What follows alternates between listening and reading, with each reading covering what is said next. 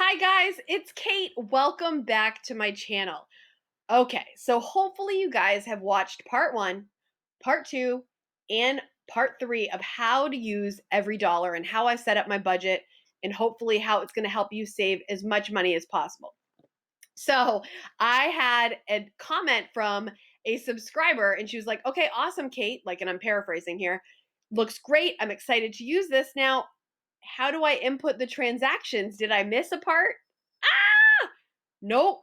Girl, you didn't miss a part. I totally forgot to show you how to do it. So in today's part four, I'm going to show you how to input a transaction onto your EveryDollar budget. It's so easy. Here we go. So this is what we do. If you have a transaction that you want to input, which I highly recommend you doing this every single day, take 5 minutes in the morning or at night, whenever's best for you, and input it so that everything is up to date. So you go to this plus button right here that says transactions, add new. You'll either see an expense or income. In this case, it's going to be an expense. I'm going to choose to do the rent, $900. Let's say you paid for it on the 15th, the landlord. And you're going to scroll down here underneath household. Love Shack is what I affectionately call the rent. So you're going to tap on that and hit track expense. So now you see what just happened under Love Shack where it says planned 900, remaining 0. Easy breezy. But it's not always going to be exactly what you budgeted for. So let me give you an example. So the next line item is power. I have budgeted $50 for power. What if, for example, this month it's only $40? You'll go to add new, $40 under the expense. Let's say we're paying for it today. So that's today, the 16th. Where did you spend this money? This is for power. Choose the budget, go down to power, click on that, and then hit track expense.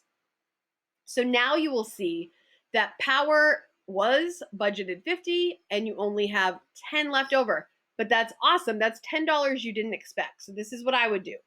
You go to here and you type in 40 because that's what you actually paid. Okay. And now you'll see up here, it says under September 2019, you have $10 left to budget. And we don't want that. We want an EveryDollar budget. We want it budgeted to 0 every single time. So what I would do, I would comb through and see if there's any categories that you needed more money for. Say like you budgeted low for groceries and you know you're going to need it, you could put it there. But me personally, I always try to put it into my savings. So I would go down and see where this says emergency fund. If you have an emergency fund that is not fully funded, add that right there. So now I'd write 402, boom, and then we see it's an EveryDollar budget. Easy breezy. So there might be categories that you don't do in all, like at one time. For example, groceries, because you're going to do that every week. So let me just show you what that looks like. Say I'm going to spend $75 at the grocery store. $75, let's say Target, and we're going to go down, grocery greatness, click, track expense. And so what that looks like, it says $350 budgeted for, and you have $275 left.